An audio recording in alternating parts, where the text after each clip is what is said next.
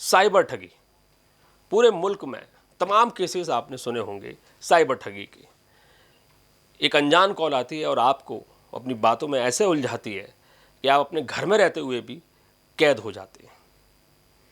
लेकिन आज हम आपको एक ऐसा केस बताएंगे जिसमें ठगों ने कोशिश तो पूरी की थी, लेकिन इन्होंने अपनी समझदारी से इस साइबर ठगी से कैसे बचे हैं और कैसे समझदारी से उन्होंने ठगों का सामना किया है, ये देखना बड़ा दिलचस्प है। मामला ग्वालियर का है। ग्वालियर के जीवाजी यूनिवर्सिटी के कर्मचारी ने अपनी सूझबूझ से उन साइबर ठगों के पसीने छुड़ा दिए जो खुद को एटीएस और एनआईए का अफसर बताकर उन्हें लूटने आए थे।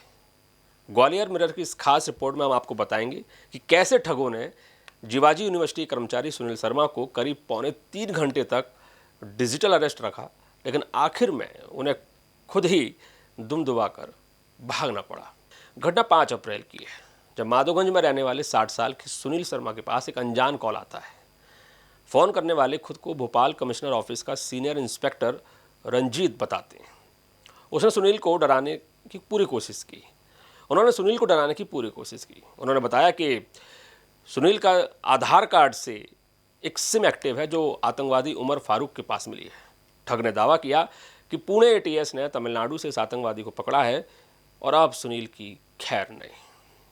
थोड़ी देर बाद ठगों ने वीडियो कॉल किया और खुद को पुणे एटीएस का बड़ा अफसर बताया। उन्होंने सुनील को एक कमरे में अकेले रहने को मजबूर किया। करीब 2 घंटे 45 मिनट तक उन पर सवालों की झड़ी लगा दी।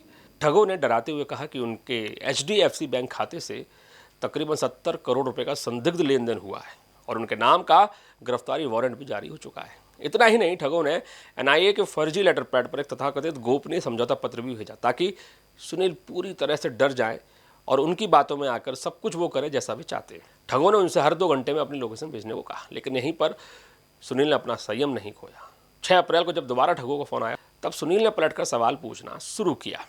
शुरुआत में तो वो ठगों के झांसे में जरूर आए, क्योंकि ठगों ने जिस तरह से उनको डराने की कोशिश की, कोई भी डर जाएगा। आम आदमी कोई भी होगा, अचानक से बोलेगा कि आपके आधार कार्ड पर सिम अलॉट हुई है, कोई आतंकवादी चला रहा है, आतंकवादी पकड़ा गया है, तो एकदम से आदमी को लगता है कि वो उसको खौफ तो आता ही है। लेकिन सुनील ने थोड़ा सा संयम बरता और पूछे गए सवालों को जरा टटोला और उसके बाद सुनील को एहसास हुआ कि कहीं ना कहीं कुछ गड़बड़ है। इसके बाद सुनील ने ठगों से उल्टा सवाल करना शुरू किया। सुनील ने बताया कि जब HDFC बैंक में उनका कोई खाता ही नहीं है, तो फिर 70 करोड़ के लेन देन का फर्जी ट्रांजैक्शन कैसे संभव है। उन्होंने यह भी पूछा कि एनआईए जैसी बड़ी जांच एजेंसी किसी के साथ समझौता क्यों करेगी, और अगर गिरफ्तारी उसे करना है तो वो दिल्ली क्यों बुलाएगी। गिरफ्तार करने आएगी ना, गिरफ्तारी देने के लिए दिल्ली क्यों बुलाएगी। सुनील ने साफ कह दिया कि उनके पास ना तो इतनी संपत्ति और ना ही कोई पैसा है।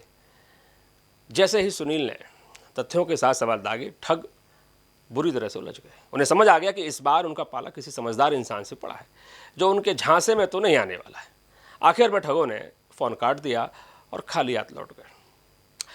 तमाम मीडिया रिपोर्ट्स के मुताबिक सुनील ने संचार साथी पोर्टल का इस्तेमाल किया।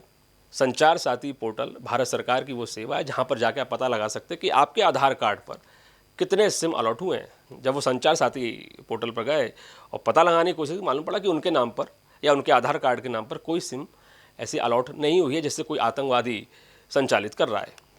तो इस हिसाब से उनको समझ में आया सुनील को कि कहीं ना कहीं ये कोई ऑनलाइन ठग हैं जो उनको ऑनलाइन ठगी करने की कोशिश कर रही हैं। तो संचार साथी की मदद से सुनील ने इस ठगी का सामना किया और खुद का बचाव किया। ग्वालियर में आप सभी से अपील करता है कि अगर आपके पास भी इस तरह के कॉल आए तो आप डरे नहीं, पुलिस को बताएं। किसी भी एजेंसी के नाम से वो डराने की कोशिश करें, आप घबराएं नहीं। सबसे पहले आप साइबर पुलिस के पास जाएं, पूरे मामले की जानकारी दें। सुनील शर्मा ने जिस तरह से समझदारी से इस पूरे मसले का हल निकाला, उसी तरह से आपको भी ऐसे ऑनलाइन ठगों से अपना बचाव करना है और संचार साथी ऐप इसमें आपकी खासा मदद कर सकता है। और अंत में आपसे ये कहेंगे कि सतर्कता ही सबसे बड़ा बचाव है। आपको यदि हमारी प्रस्तुति पसंद आई हो तो पेज को फॉलो जरूर करें, फेसबुक पे और यूट्यूब पे तो सब्सक्राइब करें। नमस्कार।